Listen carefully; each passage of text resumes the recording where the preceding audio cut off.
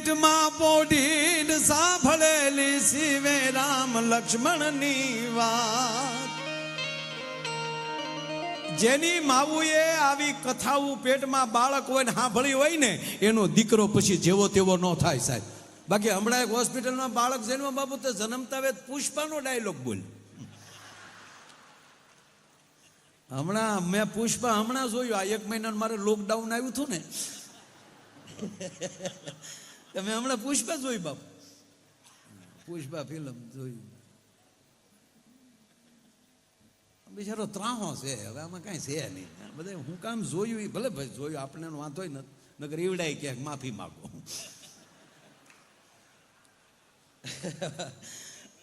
ખરેખર કાંઈ નથી, આમ જ છે. અને લાકડાની ચોરી જ કરે છે, એમાં કાંઈ સ્ટાર જેવું તો એમાં કાંઈ મને લાગ્યું નહીં. પુષ્પાનો ડાયલોગ બોલ્યો છોકરો, નગર જન્મતા વેત રડે એ જ સારું લાગે.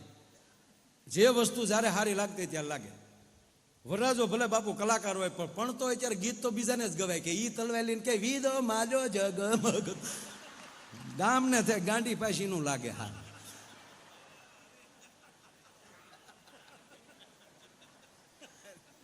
જે વસ્તુ જ્યારે સારી લાગે, બાળક જન્મતા વેત એ રડે તો જ સારું લાગે. ઉવા ઉવા ઉવા.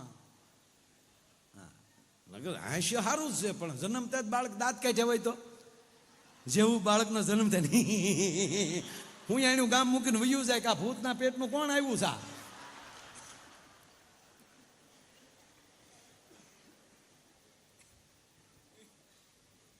હમણાં એક સ્કૂલમાં છોકરાઓને ડોક્ટરે ઓલા સાહેબે પૂછ્યું, શિક્ષકે, એ કે સ્કૂલ અને ગામ સ્વચ્છ રાખવું હોય તો શું કરવું પડે?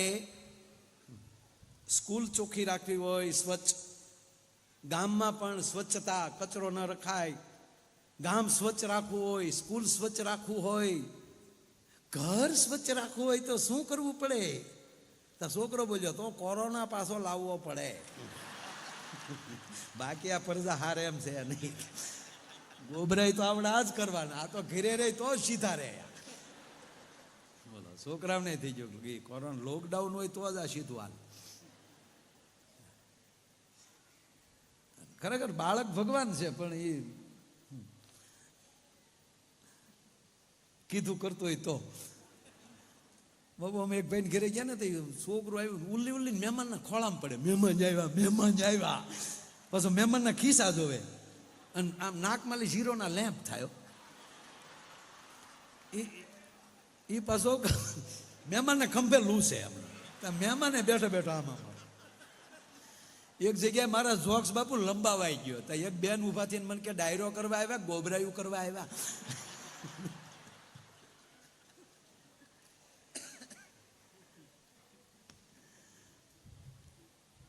મહેમાનના ખિસ્સા જોવે. આપણે લગભગ તો કઈ ઉપલા ખિસ્સામાં હોય નહીં. તો ખિસ્સામાં જોઈને કે લુકા છે, લુકા કાંઈ નથી. એને બાપાએ કીધું કે આમ બેસી જા. એને બાપા બેસી જા, તો નીચી બેવું, કાયક કોક ગયા આવે તો આનંદ કરવા ન જાય.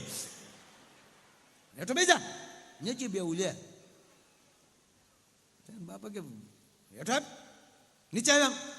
નીચે તો આવ્યો પણ ખાટલાની હેઠે આવ્યો. ખાટલાની હેઠે ઊંધો હોય ને પગ ઊંચા કરીને મહેમાનને આમ ઝીકી ઝીકી ઝીકી. પછી મહેમાને પૂછ્યું ગરદણીને, કા માનતા વગેરે નો લાગે? હાવ એમણે પધારેલા લાગે ભાઈ, માનતા વગેરે નો લાગે. હતા કે તમને કેમ ખબર પડી? તક તમારું નથી માનતો એટલે કહવા.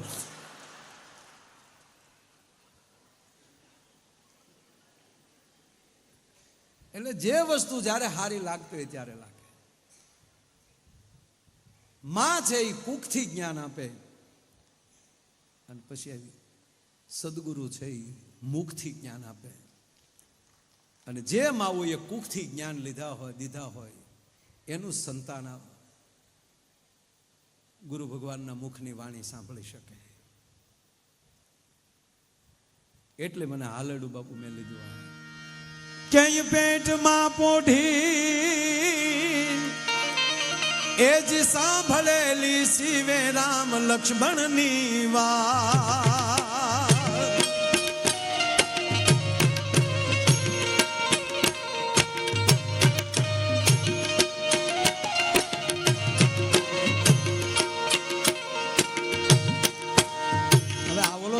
તો પુષ્પાનો ડાયલોગ બોલ્યો એ પૂરો કરી નાખું.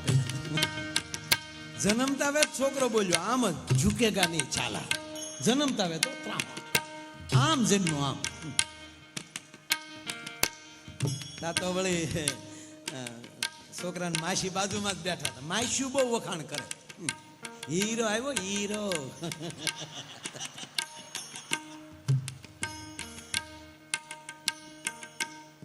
હવે જન્મતા વેત બોલે નહીં અને બોલ્યો તો ભલે બોલ્યો, આ સીધો પુષ્પાનો ડાયલોગ કેમ બોલ્યો એ સંશોધન કર્યું ત્યારે જાણવા મળ્યું કે આ પેટમાં હતો તે દેની માએ 45 વાર પુષ્પા જોયું હતું સાહેબ. પણ પેટમાં પોઢીન સાંભળેલી શિવે રામ લક્ષ્મણની વાત.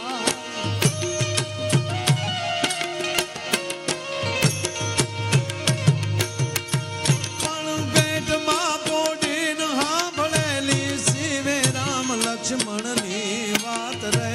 બાપ રામ લક્ષ્મણની વાત.